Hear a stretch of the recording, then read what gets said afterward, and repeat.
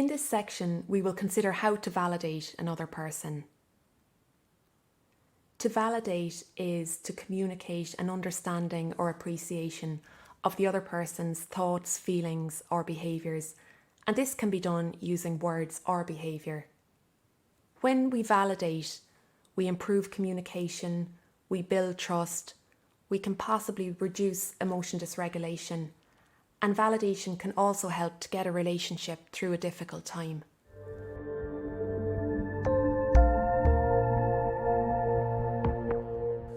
Validation is communicating the legitimacy of the other person's experience. Another person feels an emotion, has a thought, something he or she wants, or they're doing some activity, and our response to that is saying, that makes sense. Validation is really quite different from praise, although I think people sometimes misunderstand the two. Praise means you like it. Validation means you understand it and it's legitimate. So earlier, when we talked about relationship mindfulness, remember that relationship mindfulness gets us to pay attention to the other person and to bring our attention in an observing and a descriptive way, not a judgmental way. And so if we're mindful of the other person, we're really noticing, we're really aware of what the other person's thinking or feeling or wanting, actually that makes validation relatively easy. So if the other person is expressing accurately and it's easy to understand, then it's easy to validate. We can simply tell the other person what we understand and how it's legitimate, how it makes sense. In contrast, invalidation, of course, is when we say that the other person's experience, what the person's thinking, feeling, wanting, isn't legitimate, or it doesn't make sense in some way. As you can imagine, invalidation increases the other person's emotional arousal. And validating does the opposite. Validating actually helps the other person bring his or her arousal down. Now, as you can see from this graph, you've got two lines here. And notice that at the peak here, what happens is we've got two possibilities. One is that the other person is validating, and the other possibility is the person is invalidating. Now, in the validating condition, there's still stressful things going on, but look what happens. The person's negative emotion comes down and keeps coming down and keeps coming down, almost all the way back to baseline. Just a little bit more distressed negative emotion than there was at baseline, even though the stress continues. In contrast, however, the condition where people are invalidated, look what happens. They can't get used to the stress. They stay with these high levels of negative emotional arousal. This is a little bit like life. You know, you have a hard day at work, say, and you come home and somebody, you know, maybe your partner or friend, somebody says, how was your day? And you say, oh, you know, it was a terrible day and I'm feeling really frustrated and I'm really tired. And maybe explain a little bit about that. And the other person says to you, oh my goodness, of course you'd feel that way. Oh, yeah, sure. That does sound like that was a really hard day. The stress is still there. This hard day still happened, but now it's starting to be different. You feel connected and some of the arousal goes away. In contrast, if you said, oh, I had this really difficult day and I'm really tired, and the other person said, well, I told you this job was going to be too stressful for you, it's very hard to feel better. It's almost like that's another stressor on top of the stressors that were already there. So what this graph tells us is that validation is a really powerful tool. But I want to emphasize it's not the form of validating that makes it powerful. What makes it powerful is that you take the moment to really understand how the person's experience is legitimate. When you really understand that, communicating it is actually fairly easy. It is important that we only validate what's valid.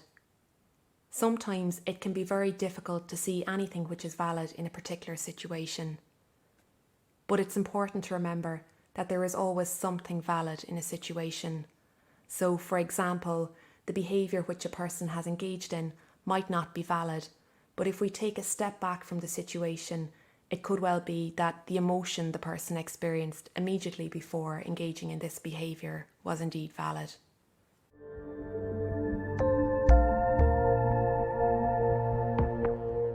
The good news is that, some of us aren't so verbal. We can't always think in complete sentences, and especially under pressure. So, if you can remember these 3 pairs of words, when you're in a situation where you really understand your loved one, you can say, I know. Or you can say, of course. Or a simple, me too. Now, one of the things that makes validation hard is that sometimes the other person isn't accurate in his or her expression. It's hard to find the valid thing. But if we can find just that jewel, that nugget of what is valid, it turns out that actually once we get it, we really understand it, there are actually just a couple of words is all we need to convey that validating response. And so one pair is when it's the reality and you don't like it. Okay?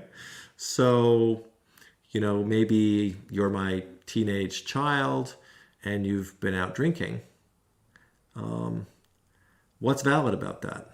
Well, I know that you're tired. That's true. So I don't have to like it, but that is reality. So I could be validating when you say in the morning, I'm tired. Or maybe you're my teenager and you stayed up till 4 a.m. playing video games. So it's not really dangerous, but now you don't want to go to school. I know you're tired is a validating thing to do. And you got to go to school might also be important. So validating doesn't mean we don't give up on our other goals. Let's go back to the example of how John and Mary try to problem solve her getting to her appointment. In this scene, you see John using the words I know to validate Mary's distress in this situation. Whoa, whoa, whoa. What's going on in here? You deal with her. Why are you so upset? What's the problem? She won't let me have the car. And what do you want the car for? I missed the bus, and if I miss another group appointment, I might get kicked out of the whole programme. I know you mentioned before how strict they are on attendance, yeah? And this is important to you. We see John using this skill again when he is sitting with Mary in the emergency department. He validates her by using I know, and they both sit with the primary emotion of sadness.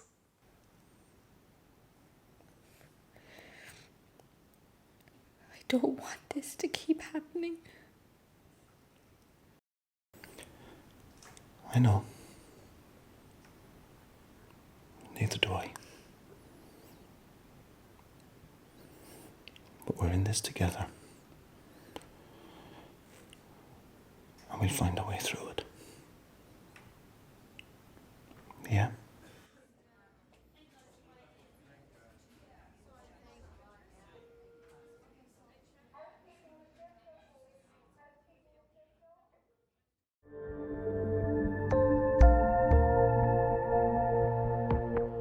Another 2-word pair has to do with when we recognize that what the other person's thinking or feeling or wanting just makes sense because it's normal.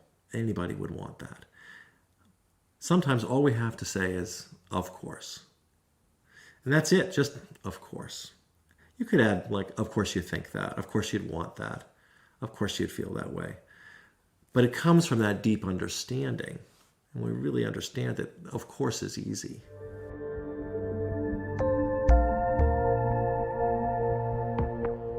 Sometimes we're in conflict with our loved ones. Maybe your partner has been arguing. You and your partner have been arguing for all evening, or on and off for weeks or months.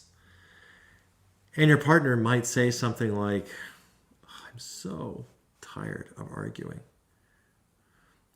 It's actually pretty easy to validate that. You could understand how that person could be valid, how that could be valid, because you feel the same way. You're tired of it too. So you simply say, me too. Me too conveys a lot. It says, not only does your reaction make sense, but it also says, I'm willing to be a little bit vulnerable too and go out there with you and share that same experience with you. I'm worried she's going to damage the car again. Me too, but do you not think it's important that Mary gets to her appointment?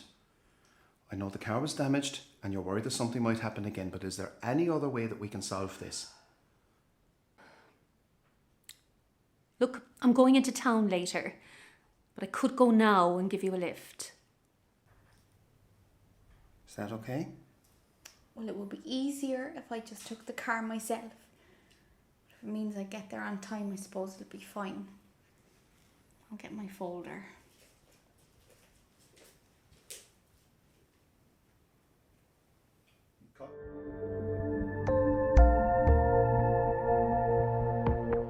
Throughout the program, we have learned how relationship mindfulness is key to responding more effectively in difficult situations.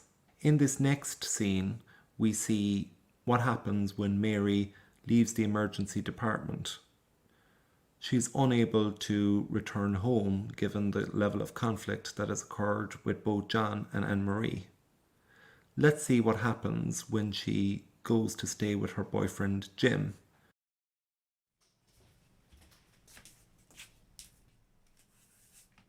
This place is a pigsty.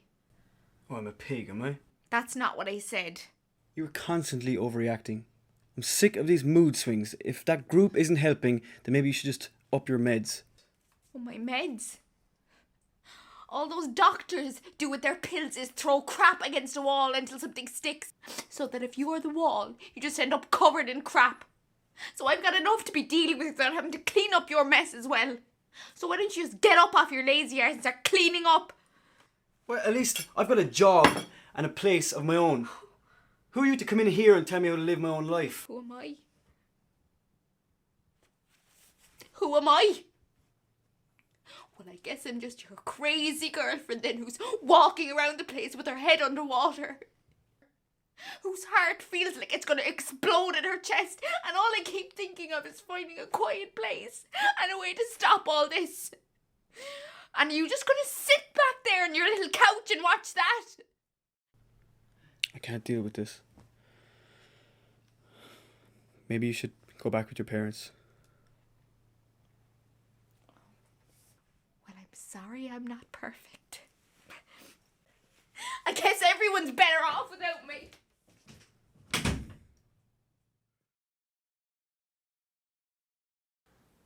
Let's look at this scene again when Jim is more mindful of Mary and her vulnerable emotional state.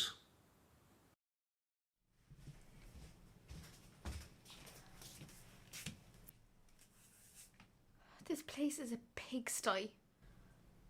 Yeah, it's pretty dirty. Hey, is everything okay? You look like you've been crying. What happened to your wrist?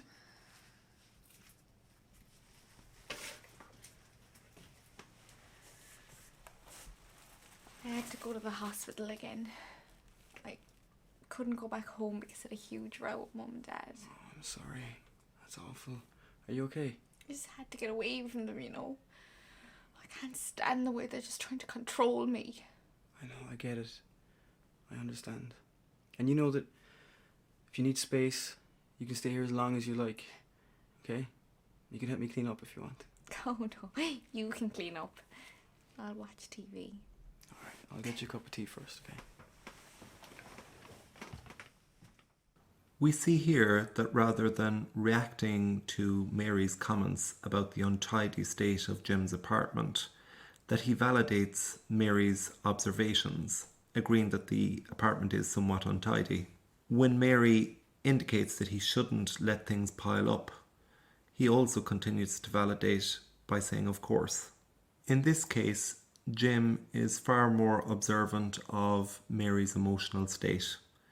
He quickly recognizes that she has been crying and makes efforts to show understanding and tries to soothe her distress. You will recall earlier in Module 4, Sarah and Mark's interaction.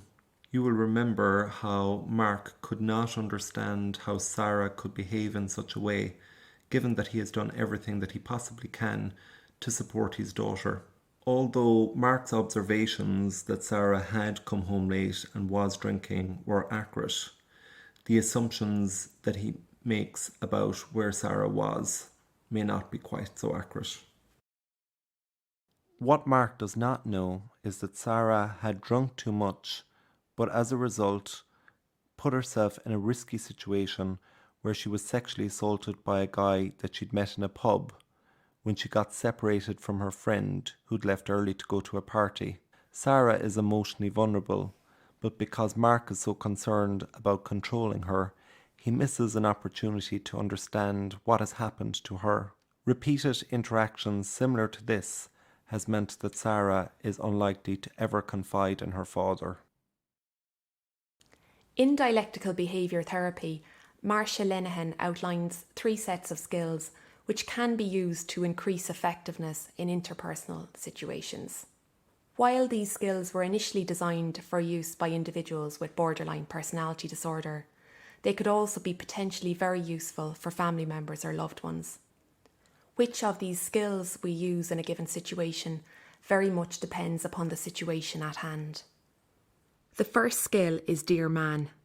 This is used when you want to achieve an objective or goal. An example of this would have been Mary asking for the car. She clearly had an objective to achieve, but maybe she would have been more successful in achieving her goal if she followed the steps of the acronym. If the priority is to maintain the relationship, then the acronym GIVE can help us be more effective. For example, when Jim was validating Mary's distress earlier, his use of the GIVE skills were evident. If the priority is to maintain one's self-respect, we use the acronym FAST. In the example with Sarah and Mark, you will notice that neither gave the other a fair hearing. They both most likely felt worse after the interaction, and the truth about why Sarah was late home was never revealed.